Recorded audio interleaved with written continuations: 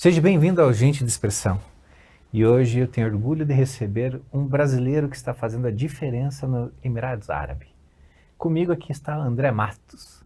André, seja muito bem-vindo ao nosso quadro de hoje. Obrigado, prazer estar aqui.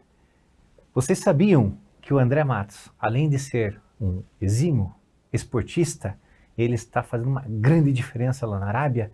Ele está conduzindo, ou melhor, está colaborando com que a Arábia se torne uma potência nos esportes? A experiência ele já tem. E agora eu quero que vocês entendam um pouquinho dessa experiência. André, fale para nós um pouquinho da tua experiência, que eu vi no seu currículo, que você já foi em 2 campeonatos mundiais, já foi técnico de seleção brasileira, já possui mestrado em gestão de esportes, mas fala para nós um pouquinho de você mesmo. Quem é o André Matos na parte de esportes? O André o André é uma pessoa que escolheu fazer educação física aos 15 anos de idade, quando ainda era atleta de voleibol. Isso está dentro de mim há muito tempo já.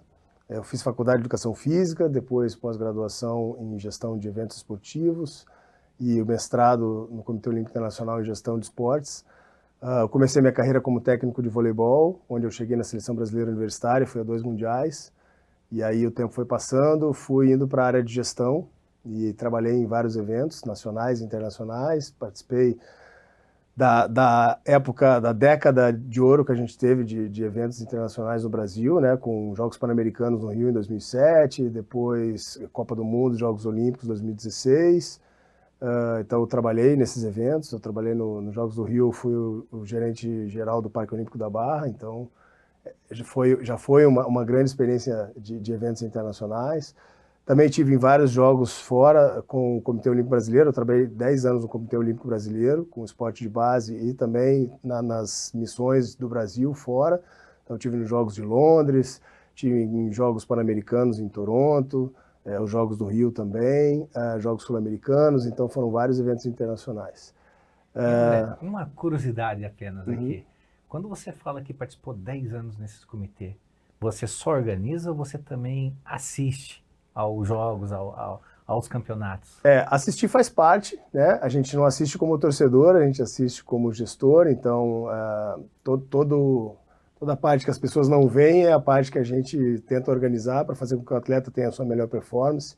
Então, desde a hospedagem, transporte, a sua alimentação, toda a equipe multidisciplinar que trabalha com os atletas para fazer com que eles tenham a sua melhor performance é o nosso trabalho.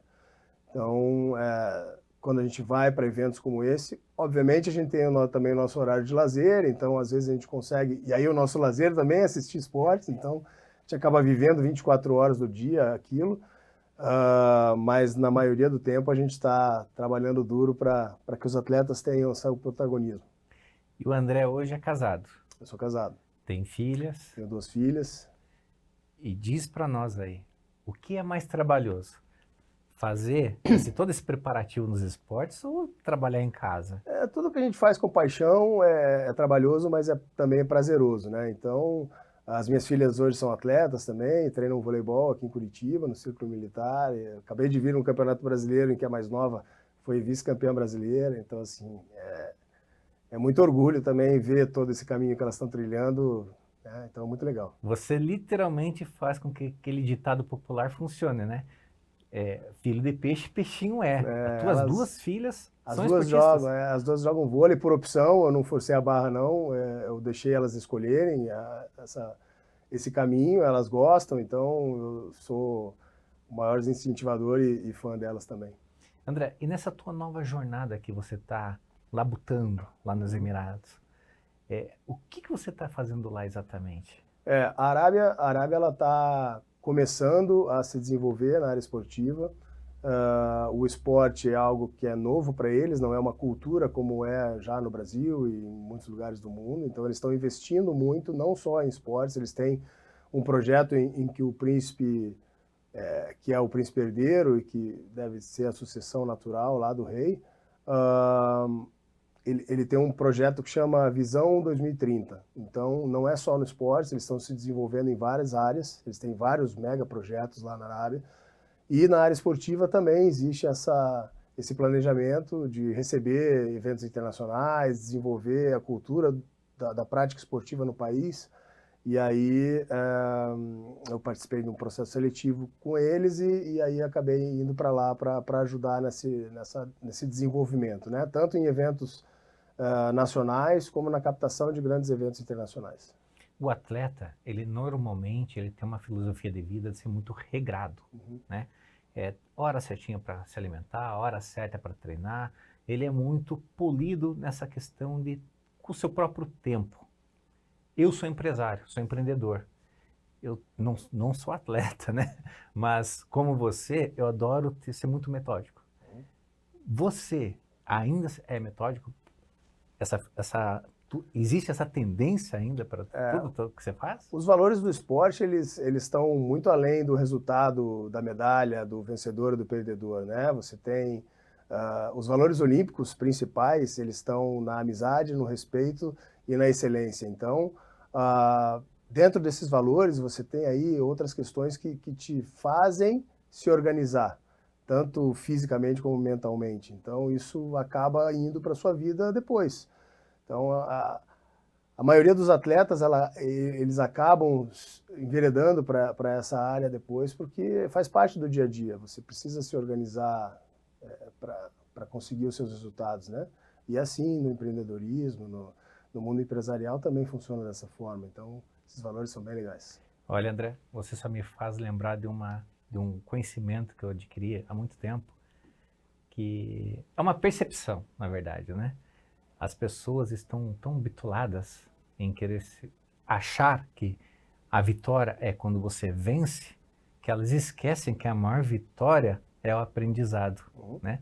E o aprendizado é tão amplo, porque às vezes é uma nova conquista de um amigo, é uma nova conquista de uma percepção ou de conhecer um novo lugar, é uma nova conquista de poder estar participando de qualquer que seja o evento. E não somente a vitória, né? A vitória, para nós, vamos dizer assim, leigos, é apenas um resultado, né? É apenas algo que aconteceu por você estar lá naquele momento, por alguém ter sido ou errado de alguma maneira, né? Perdido um segundo ou cometido ter tido algum problema, né? Para não ganhar, né? Que eu não gosto de falar que a pessoa perdeu, né? Que ela não perdeu, eu não consigo ver isso que em uma competição houve perdedor. Não, ele aprendeu como não fazer, né? Então, essa palavra de perder eu não consigo falar, né, de maneira adequada, vamos dizer assim. Mas ela aprendeu alguma coisa. E isso que você está me trazendo para nós aqui é algo que me faz relembrar isso, né? Sim. Muitas pessoas valorizam demais a conquista, né, a vitória. E a vitória é um momento. Tem todo um processo de preparação, todo um processo do dia a dia. Isso é para o atleta, isso é para as pessoas também. As suas vitórias, as suas conquistas, elas precisam ser comemoradas, mas elas são momentos. Então, não significa que você é o primeiro sempre, ou que você vai ser o primeiro sempre. Bernardinho tem uma frase boa, né? Ele sempre diz que ganhar é fácil. Difícil é se manter ganhando por muito tempo, porque as pessoas vão acabar se preparando para te vencer, e você precisa se preparar ainda mais para continuar vencendo. Então, o processo todo de desenvolvimento de um atleta, ele está pautado aí na disciplina, na perseverança, na persistência, para que ele possa aproveitar mais momentos como esse de vitória. Essa frase eu vou plagiar, viu? Mas é muito boa. Embora o Bernardinho tenha sempre comentado, mas eu confesso que eu tinha esquecido disso, né? Ganhar é fácil, o difícil é você manter ganhando, né? Sim. Interessante. André, eu queria entender um pouquinho mais sobre os Emirados. Legal. Eu acho que lá como você falou, né? Eles estão começando a algagar, mas qual que é o objetivo deles hoje? Eles têm um objetivo claro de receber eventos internacionais de grande porte. Eles já são agora sede da Copa do Mundo em 2034 de futebol. Eles são sede também da Copa Asiática de Futebol em 2027. Eles vão receber os Jogos Asiáticos de Inverno em 2029. Então inverno? Tem neve na Arábia também. Tem neve lá? Sim, no norte da Arábia tem as montanhas e no inverno neva. Então não neva tanto assim, eles também vão ter que fabricar neve, mas isso é um processo natural em muitos Jogos Olímpicos de Inverno. Então eles estão nesse processo também de modalidades de inverno lá. Eles são sede dos Jogos Asiáticos em 2034 já, então já são grandes eventos indo para lá. Os Jogos Asiáticos são hoje o segundo maior evento no mundo, só perdem para Copa do Mundo e Jogos Olímpicos. Então já é um evento de grande porte. E eles querem ser sede dos Jogos Olímpicos, eles já estão batalhando aí sede para 2036 ou 2040, já estão fazendo esse trabalho de desenvolvimento. E você está lá participando disso. Eu faço parte desse processo desde o iniciozinho, isso é muito bom. Como é que é a recepção de um brasileiro lá nos Emirados hoje? Eles estão se abrindo para o mundo como um todo. Eu digo que eu tenho a sorte de ser brasileiro, porque o brasileiro é sempre bem recebido na maioria dos lugares onde vai. Eu fui muito bem recebido lá também, eles respeitam muito a nossa cultura, a nossa maneira de ser. De certa forma é muito parecida com a deles, eles são um povo alegre, um povo que gosta de trocar experiências. Obviamente a cultura deles tem as suas diferenças, né? A religião e a cultura ela ainda é um impacto para quem chega no país, mas com respeito tudo se adequa. Eles também estão se abrindo para o mundo, isso é algo que é mandatório para eles na ampliação que eles estão de modelo de negócio, de vida deles. Eles não querem só depender do petróleo mais, então eles estão também abrindo a sua economia para outras oportunidades, o turismo é uma delas, e aí eles também vão precisar se misturar um pouco mais com o mundo, né? Então a Arábia, que era dos países ali do Oriente Médio o mais fechado, hoje em dia já está se abrindo muito para outras oportunidades. Então, assim, é um processo ainda de transição deles. Eu ainda sinto uma diferença grande, mas no lado positivo. Sempre fui muito bem tratado em todos os lugares que eu fui lá. Com as pessoas com quem eu trabalho também, é muito saudável. Então, me sinto muito seguro. É uma outra pergunta que as pessoas fazem, né? É um país de segurança máxima muito, lá, né? muito seguro. Então a gente se sente seguro de várias formas, né? Na rua, em casa, entre as pessoas, você pode transitar a qualquer momento do dia, em qualquer local da cidade, que você não se sente em nenhum momento em risco. E a alimentação lá, você sentiu muita diferença? Não, sabe que não? Eles têm de tudo. Obviamente as frutas elas não são como as que a gente tem aqui no Brasil, mas eu acho que a gente não tem em lugar nenhum no mundo as frutas como a gente tem no Brasil. Mas eles importam muito produtos. A gente tem carnes, a gente consegue fazer um belo churrasco lá, por exemplo.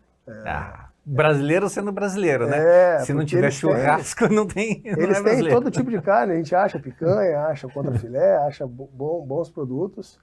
Não tem bebida alcoólica. Então, diferente de Dubai, Bahrein, nos países ao lado em que eles já estão flexibilizando a regra do álcool, porque no Islã o álcool é proibido, né? Álcool, carne de porco são os principais produtos que a gente não vai achar na Arábia Saudita. Então, essa é uma diferença, mas do resto a gente tem acesso a todo tipo de alimentação. Eles têm todas as redes de fast food internacional também, bons restaurantes, então bem tranquilo nessa parte. O brasileiro está muito acostumado de ver vídeos de carros abandonados pelas ruas dos Emirados. Você vê isso muito lá, com frequência? Não, em Riad é um pouco diferente, né? As pessoas têm a visão do Oriente Médio muito de Dubai, Abu Dhabi, que são as cidades, Doha, que são as cidades mais conhecidas, né? Mas são países que estão próximos ali da Arábia Saudita, mas é um pouco diferente na Arábia Saudita. Lá eles têm um poder aquisitivo muito alto, né? Então você vê excelentes carros. Você não vê muitos carros antigos, porque eles trocam frequentemente. Então, e o trânsito é um trânsito bem pesado também. Talvez seja esse o ponto mais novo para mim, seja o trânsito deles que a gente precisa se adaptar. E André, como bom brasileiro que sou, conta para nós. Eu sou amante de futebol, como qualquer outro aqui. É a paixão nacional. Temos risco lá em Dubai dos caras ficarem bons no futebol? Eles estão investindo bastante na liga, né? O Cristiano Ronaldo joga lá no Al Nassr, que é um clube lá de Riad. O Neymar está jogando no Al Hilal, que também é um clube lá de Riad. Então, vários jogadores estão indo para a Liga Árabe, eles estão investindo muito nisso. E daqui a algum tempo isso vai acabar refletindo também na seleção, né, árabe. Então eles já se classificaram para as últimas 2, 3 Copas do Mundo. Eles foram a única seleção que ganhou da Argentina na última Copa. No primeiro jogo da Copa no Catar eles ganharam da Argentina, ganharam do campeão. Então eles estão se desenvolvendo. Eles estão também, e eles amam também o futebol. Então isso é muito legal, assim. Quando você fala que é brasileiro, eles já começam. O Neymar, o Firmino, os jogadores que jogam lá na liga deles, né? Então... Ô André, mas você não tá levando o brasileiro daqui para jogar lá, não, né? Não. Eu não sou diretamente ligado ao futebol, né? Eu sou ligado às outras modalidades esportivas. E não dá para fortalecer as outras modalidades, para eles perderem um pouquinho para nós aqui, né? Os caras já são bons na construção, os caras já são bons no petróleo, os caras já são bons em joias. O que eles querem ser bom no futebol, pô? Ainda tem uma distância muito grande, assim, principalmente nas outras modalidades, eles estão realmente muito no início. Por exemplo, a primeira mulher que se classificou para Jogos Olímpicos na história da Arábia foi agora a Dunia, que é atleta de taekwondo. Então, assim, a Arábia nunca levou uma mulher para Jogos Olímpicos realmente qualificada para os Jogos. Eles já levaram atletas convidados, porque existe esse convite do Comitê Olímpico Internacional para alguns países. Então, assim, eles estão ainda num processo bem inicial, mas vamos ver. Eu acho que isso aí você está tocando num alfinete, né? Como é que está o envolvimento da mulher nos esportes lá? Porque a mulher é meio complicado lá, né? Tá, mas está num desenvolvimento muito interessante. Elas também, o processo de abertura, a inclusão da mulher na sociedade com o seu lugar de fala, também está mudando rapidamente. Elas agora já dirigem, podem ir aos estádios, elas podem praticar atividade física. Ainda tem as suas diferenças, que são naturais para eles, como cultura, né, como história, na questão da vestimenta. Na competição de natação, por exemplo, é um dia especial só para as mulheres. Então não tem homens na instalação quando elas estão nadando. E elas usam aquele traje diferente de natação, né? Não é o maiô tradicional que as atletas internacionais usam. Só podem ter árbitras mulheres, técnicas mulheres, então não tem nenhum homem dentro da instalação, dentro da piscina, no dia da competição de natação feminina. Mas assim, elas já estão no vôlei de praia, já estão em modalidades outdoor também, tá se desenvolvendo. O esporte está se desenvolvendo também para as mulheres como oportunidade, e isso é muito legal. Assim, participar dessas estratégias para a inclusão da mulher no esporte tem sido também um desafio bem bacana. Conta uma curiosidade para nós aí, porque o Brasil, até me arriscaria dizer que ele é desenvolvido para alguns tipos de esportes. Um deles, futebol. E lá, que esporte eles têm que seja regional, nacional deles? Dentro dos Jogos Sauditas, porque esse é um panorama de eventos internacionais que a gente está conversando, né? Eles têm os Jogos Nacionais deles, que chamam Saudi Games, que é um evento com 53 diferentes modalidades, das mais tradicionais, como futebol, futsal, basquete, vôlei, atletismo, natação. E tem também as modalidades que são mais próximas da realidade deles lá, né? São regionais. Então, eles têm, por exemplo, a corrida de camelos, que é bem interessante. São duas modalidades diferentes. Uma delas com um jockey em cima do camelo. E como o nosso... Como corrida de cavalos, né? E a segunda, sem ninguém. O camelo corre sozinho com um controle, um drone acoplado ao camelo em cima da corcova dele, e que o cara vai controlando ele, e aí os camelos correm, e ao lado da pista tem umas caminhonetes onde os caras vão controlando essa velocidade dos camelos na corrida. Então é bem interessante. Assim. Você já foi correu novo de camelo? Pra mim. Não. Já montou em camelo? Já montei num camelo, mas não para correr. É muito diferente do cavalo? É muito diferente. Eles são muito mais altos, né, do que o cavalo, mais desengonçado. A técnica deve ser bem apurada para fazer uma corrida de camelo. Eu fico imaginando como é que é correr num camelo. Justamente por causa das curvas. Foi difícil ficar em cima dele já meio parado, caminhando ali. Então é uma técnica diferente mesmo. E tirando o camelo, tem algum outro animal que eles gostam de fazer algum esporte diferente? Não, camelo... tem. Desculpa, tem o falcão. O falcão também é um símbolo na Arábia, então eles têm também uma espécie de corrida. Eles têm um circuito em que o falcão precisa, e são aqueles falcões ensinados, então é a velocidade que ele vai até um ponto e volta até o tratador. Então, também é uma espécie de corrida e que são prêmios milionários assim também para os vencedores. É. Em filmes, eu já vi corrida de avestruz. Existe isso lá? Não, não, o avestruz não é um animal típico na Arábia. Não? Não. Esse do falcão, eu gosto desse tipo de animal também, mas esse campeonato de falcão, eles utilizam algum choque para voltar, alguma Não, coisa eles já são assim? ensinados basicamente na alimentação, né? Ah, na própria alimentação. Então ele dá eu não sei se é um alpiste ou o que é que eles dão para ele quando ele volta. Então quando ele volta ele é alimentado, então isso...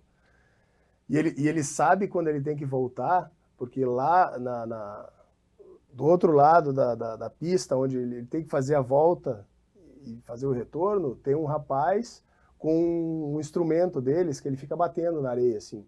É como se fosse uma corda com uma bola no fim, e ele fica batendo. Então ele avista aquilo e ele sabe que ali ele precisa voltar para o tratador dele. É muito interessante a corrida. Por curiosidade só, você sabia que aqui nos aeroportos do Brasil, na verdade, o pessoal utiliza muito falcão para poder espantar as aves dali, né? Das Sim. pistas de pouso, de decolagem. Sim. Eles usam muito para caça lá também, né? Então eles são animais caçadores, assim. Para caça? Eles fazem todo o monitoramento do espaço e eles avisam, eles conseguem se comunicar de alguma maneira com o tratador para ajudar eles. A caça é muito... Eles têm a caça, eles usam as armas para caçar muito ainda lá, né, no deserto. O que se caça lá? No deserto, eles acham os animais... Lagarto? Tem uns lagartos muito grandes lá, eles gostam. Qual o animal típico da região lá? Sabe? O camelo. Camelo mesmo? O camelo você vê muito pela cidade. E a família conseguiu interagir muito bem com a cidade lá Sim, também? as minhas filhas moram no Brasil, né? Elas são do meu casamento anterior, então eu moro lá com a minha esposa. A minha esposa também se adaptou bem, ela não tem dificuldades lá. A gente não precisa seguir todas as tradições deles, o que a gente faz é respeitar as tradições deles, né? Então, as roupas curtas, os locais são separados. Então, por exemplo, academia, existe uma academia para homens e academia para mulheres. Vocês não misturam seus públicos. Nas escolas também. Então, escolas para homens, escolas para mulheres. Então, eles ainda têm essa distinção, essa separação na sociedade, mas existem os condomínios em Riad que são para estrangeiros. Então, dentro desses condomínios, você tem umas regras flexibilizadas. Então, a piscina é utilizada por todos, homens, mulheres, crianças, na mesma piscina. As academias também podem ser compartilhadas, então facilita bastante. Você já está lá há 1 ano e meio, praticamente, né? Sente saudades do Brasil?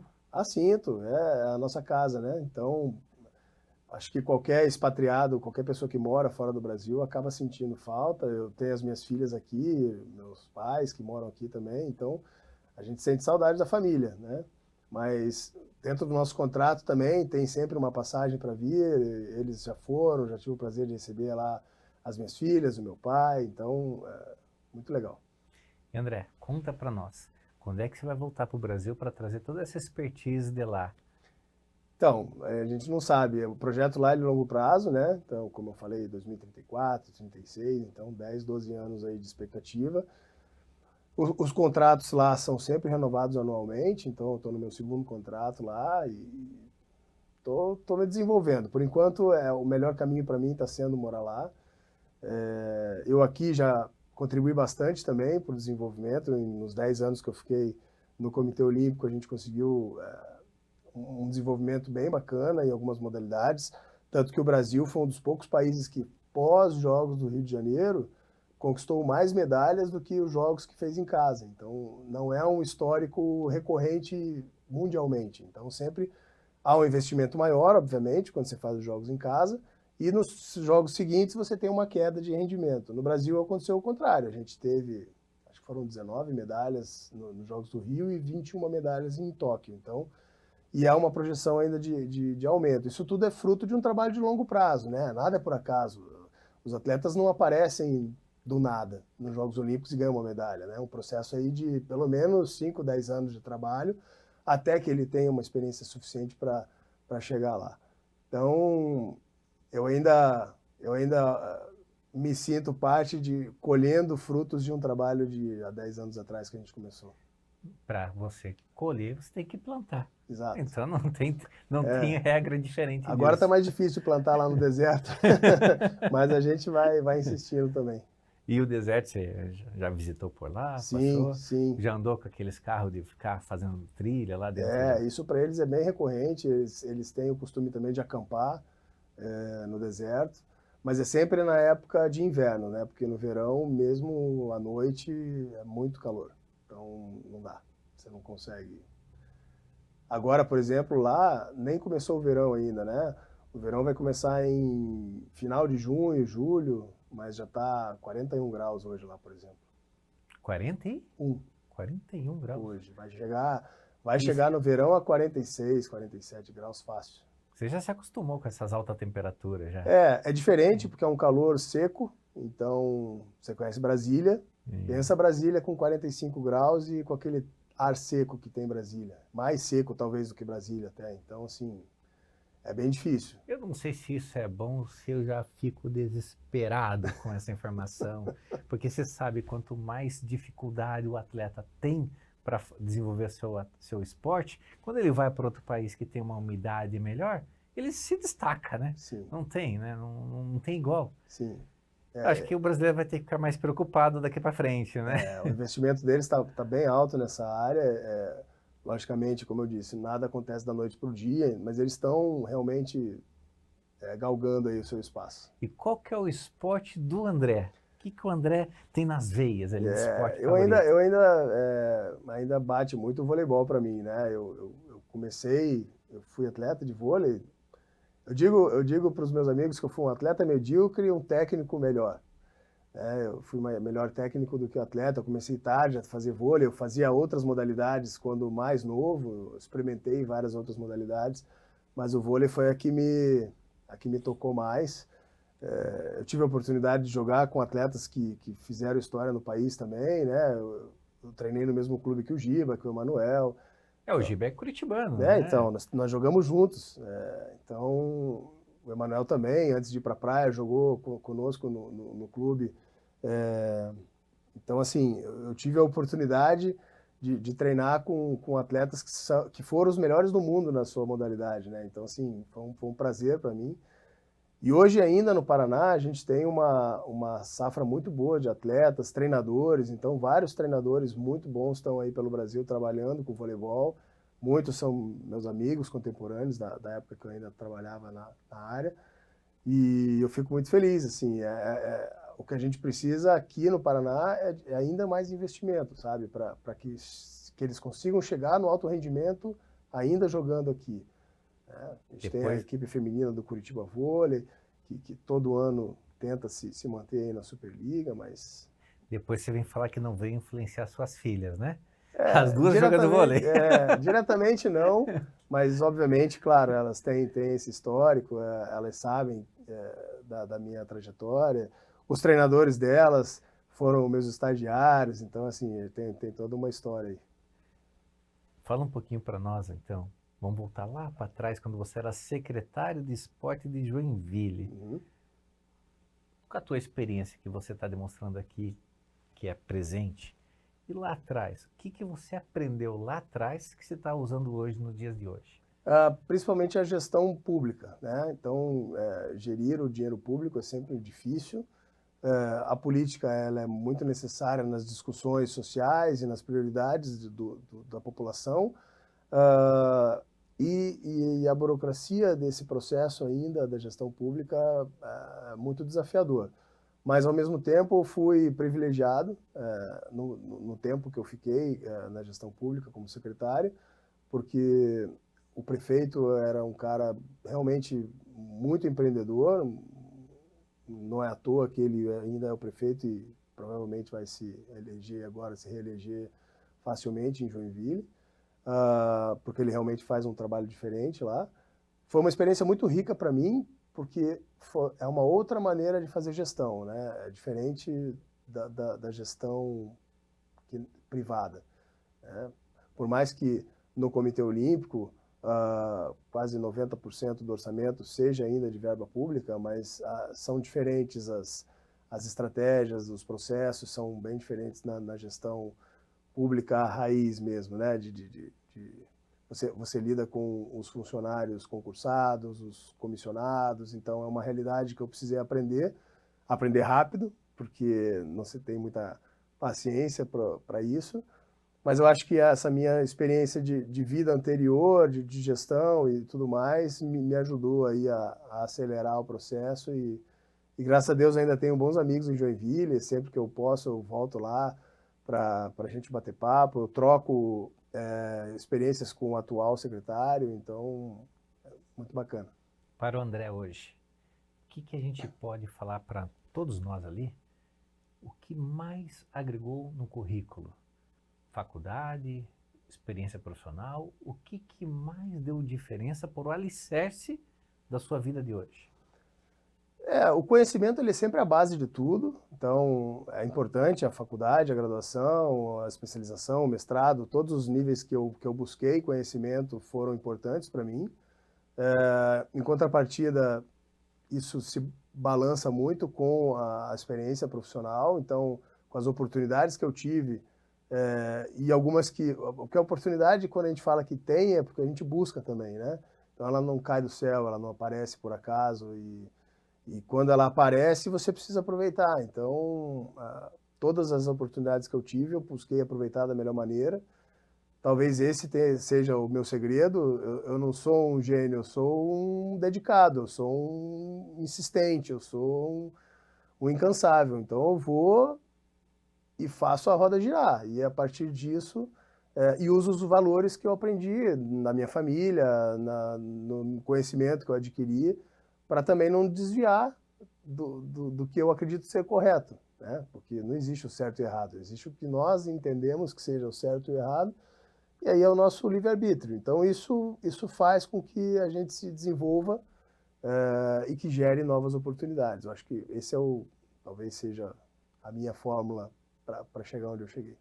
Você comentou agora há pouco que você tem duas filhas. Sim. Uma de 17 e outra uma 14. de 14. Ambas atletas. Uhum. Estão estudando, acredito eu. Sim. Você pensa em incentivar elas a ser profissional também? Ou elas querem ser mais como você? Treinar, mas fazer uma outra carreira? O esporte ele é muito difícil nessa escolha, né? Obviamente você se dedica para ser o melhor, mas o seu melhor às vezes não é suficiente para que você seja e chegue lá, seja um grande profissional. Muito poucos chegam, né? A gente vê aí os atletas que se destacam e que ganham dinheiro e tudo mais, mas é quase que uma ilusão você achar que você só pelo seu empenho vai acabar chegando. É uma série de fatores que levam você a chegar ou não. Existem as lesões, então existe o suporte familiar ou não. Tem uma pitada de sorte aí também, com quem você acaba tendo as oportunidades. Mas o André quer fazê-las ser atletas? Ou Não, eu quero que elas sejam felizes. Eu quero que elas sejam felizes. Se elas forem atletas, para mim vai ser muito legal, porque eu acredito nos valores do esporte, de novo, não pelas vitórias, mas pelo processo e como isso molda o caráter da pessoa. Então, eu acredito muito nesses valores do esporte, mas se elas vão ser atletas profissionais, ou se elas vão ser médicas, se elas vão ser... não sei. Elas têm o poder de escolha, eu quero que elas sejam felizes. Porque se elas forem felizes, elas vão fazer o que elas gostam e vão se desenvolver. E aí, vocês estão percebendo o que o André está dizendo? Dê um balde de chocolate, coloque um balde de chocolate na frente de uma criança e ao mesmo do lado desse balde coloque um balde de joia, já que lá na Arábia tem muito. Veja aqui que a criança vai escolher. Provavelmente chocolate, provavelmente. Por quê? Porque as joias, ela não sabe o que é o valor. Ela não interpreta que aquela balde pode comprar muitos outros baldes de chocolate. E é o que você está falando. Você está incentivando que ela seja feliz, dando o valor. Se você tem conhecimento, você sabe escolher o que você deseja. Parabéns pela tua escolha, viu? Mas dentro desse coração, bate para que lado? Não, sinceramente, eu fico muito feliz. Essa semana eu fui muito abençoado de poder estar aqui no Brasil e ver ela jogando no Campeonato Brasileiro, né? Para mim foi motivo de muita alegria. Não pelo resultado, que foi ótimo, elas foram vice-campeãs, então isso já, por si só já foi muito legal, mas de ver o desenvolvimento delas e o respeito que elas têm pelo treinador e os horários e todo o processo que envolve, né? Eu matei um pouco a saudade de estar lá no ginásio e ajudando, de certa maneira, o treinador, conversei um pouco com ele lá sobre isso, foi muito legal. Mas, assim, por também já ter vivido muito como gestor e vendo muitas histórias de atletas, histórias boas, histórias não tão boas, eu não sei, eu realmente não sei o que te dizer com relação ao que eu prefiro. Eu realmente, o que me toca é que elas sejam felizes, que elas possam aproveitar, e no que eu puder ajudar para orientá-las, eu vou fazer, porque esse é o meu papel. Eu não tenho dúvida que isso é o alicerce do pai, viu? Do seu pai. Sim.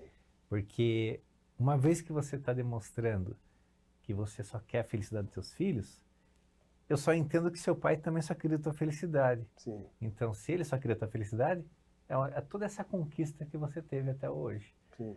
Parabéns pela família que você teve, viu? É. Vamos voltar um pouquinho lá para a Arábia, Uhum. que temos outra curiosidade.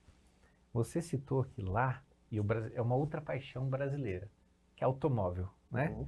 Você citou que lá só tem carros novos. O que a pessoa faz com os carros antigos? É uma boa pergunta. Eles devem revender isso em outros. Obviamente, não são só carros novos, né? Porque a Arábia Saudita ela tem um perfil de pouco diferente do Catar, dos Emirados Árabes, do Kuwait, do Bahrein, que são países pequenos com população pequena. A Arábia é um país de dimensões maiores, territoriais e com uma população maior. Então você vê diferentes classes sociais lá na Arábia. Então tem os carros mais antigos, também tem, mas a maioria deles Mas é novo, pouco. são poucos. Perto do que a gente vê no Brasil, em outros lugares, é diferente, te chama atenção. Então, mas deve haver um mercado próximo em que eles fazem essa roda girar aí, não é Eu possível? pergunto isso porque foi uma curiosidade minha, porque você comentou, eu me recordo que eu passei por lá por 3 vezes. Eu nunca notei, nunca vi carro antigo. É difícil ver isso lá. Até os táxis é carro premium aqui para o nosso Brasil, né? Sim. Mas isso é uma coisa que eu não tinha percebido. E os carros são mais baratos lá também, né? Então, eles são livres de impostos, então você acaba comprando carros melhores e mais baratos. E como o combustível também é barato, eles acabam tendo. E vamos voltar para o seu currículo, então. Técnico da seleção brasileira. Como é ser técnico? Começa por aí. Da seleção brasileira, acho que é pior ainda, né? Foi mais duro, né? Foi um desafio grande. Foram 2 mundiais universitários, foi técnico da seleção brasileira universitária. Quando eu fui professor aqui, isso foi há bastante tempo já, foi em 2001, 2005 que eu fui para os mundiais. Foi bem o início da minha carreira. Eu era professor na Tuiuti, no curso de Educação Física, e eu também treinava a equipe de voleibol da faculdade. E a gente começou a ter sucesso nos campeonatos estaduais, campeonatos nacionais. E aí eu fui convocado para a seleção brasileira. E eu fui para o Mundial em 2001 na China, em Pequim. E depois em 2005 na Turquia, em Izmir, na Turquia. Qual modalidade de esportes nessa parte de ser técnico aí? Só para... Foi voleibol. No vôlei mesmo? Foi no voleibol. A paixão bate aí, né? Foi no voleibol. Então foram 2 experiências diferentes, países diferentes, com culturas diferentes, e foram 2 muito ricas também, me ajudaram muito. Foram os meus primeiros eventos internacionais também, que eu participei. Então, ali eu acho que também bateu uma outra paixão, que é a gestão de eventos, né? Então, eu gosto dessa parte de organização de eventos, eu me considero uma pessoa profissionalmente organizada. Em casa eu não sou tão organizado assim, mas no trabalho eu procuro fazer as coisas com antecipação e organização e tem dado certo. Tem o velho ditado popular, né? Casa é ferreira, espeto de pau. Casa... Embora o seu ditado não pode ser enquadrado nisso, porque as duas filhas estão jogando vôlei, né? Não dá para se enquadrar. Sim, muito bom. André, mas quando você era técnico nessa seleção brasileira, que você começou aqui em Curitiba, na Universidade do Tuiuti, como você está comentando, aí trouxe medalha? Eu fui campeão sul-americano, eu fui também para os Jogos Sul-Americanos. No Mundial, num deles eu fui muito bem, a gente foi em 4º lugar, muito próximo da medalha. Em muitos países do mundo, o desporto universitário é mais desenvolvido do que no Brasil. Então, é praticamente uma seleção B do país. E aqui, naquela época, hoje já está muito mais desenvolvido o esporte universitário no país, então a gente já tem melhores resultados.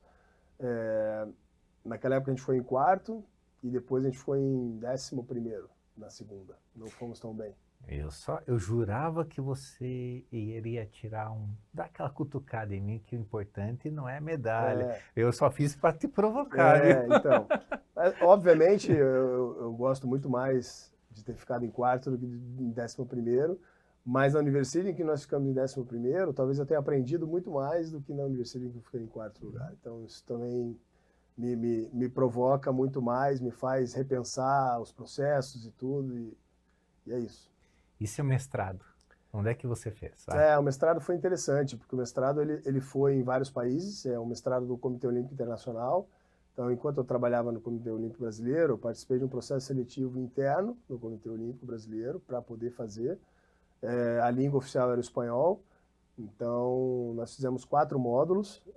O primeiro módulo foi em Barcelona, depois nós fomos a Cabo Verde, na África, depois nós fomos a Madrid, e depois nós fomos a Lausanne, na Suíça, onde é a sede do Comitê Olímpico Internacional, onde a gente defendeu o trabalho na sede lá do Comitê Olímpico Internacional. Foi muito legal. Você viajou mais como atleta, ou mais como técnico, ou mais como agora você está fazendo como gestor? Acho que como atleta eu viajei pouco, viajei dentro do país, eu nunca viajei para fora do país como atleta. Como técnico eu viajei para alguns países, para campeonatos sul-americanos e mundiais, então viajei, mas como gestor acho que eu fui mais longe, viajei para mais países. É normal quando você é atleta, você tem aquelas brincadeiras, aquelas trotes, né? Como gestor, eu acho que tem uma blindagem maior. A gente tem que controlar o trote. Você poderia contar algum caso para nós aí de alguma coisa que tenha acontecido? Os trotes, eles são parte do processo, né? Então, desde carregar água, ter que lavar a roupa do outro, então sempre é um processo saudável na maioria das vezes, e algumas vezes, por isso eu digo que o gestor precisa controlar, porque às vezes eles passam um pouco do ponto, né? Judiam mais dos novatos, e aí você precisa voltar para os valores, né, de respeito. Mas assim, eu nunca vivi algo realmente fora da curva pro lado ruim, sempre de uma maneira muito saudável, assim. E isso é muito legal também, porque cria responsabilidade, né? E obviamente quando você é o novo, uma hora você vai deixar de ser, e aí vai ter um novo para você fazer. Então, é um processo que se retroalimenta, né? Eu lembro de um trote que, não vou falar que eu participei, né? Mas eu vou falar assim, que me falaram. Me lembro que assim, tava um monte de gente dentro de um hotel e os mais velhos, né, batiam na porta dos mais novos e quando alguém abria a porta tomavam um banho de água fria, né?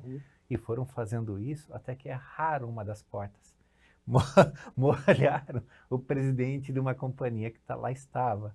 O presidente ligou para a recepção perguntando quem que era, o que estava acontecendo. Eu só sei que o resultado não foi nem um pouco bom para todo mundo que estava lá dentro, viu?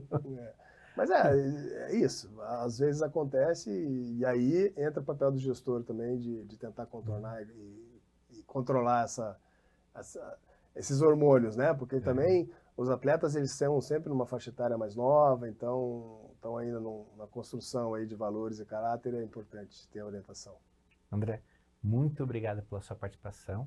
E eu gostaria de encerrar esse programa de hoje dizendo o seguinte: voltado para o atleta, viu? Quer saber? Isso eu escutei há muito tempo atrás um ator falar. Não vou falar o nome dele e nem vou falar de qual rede ele pertence, mas é um ator. Ele falou: quer saber o custo de um ano? Pergunte para um aluno que foi reprovado. Quer saber o custo de um minuto? Pergunte para o amante que perdeu o seu ônibus para chegar em casa. Quer saber o custo de um segundo? Pergunte ao atleta que perdeu de ser campeão por causa de milésimo de segundo. Então, espero vocês e até a próxima. Muito obrigado por estar aqui, viu, André? Obrigado a vocês.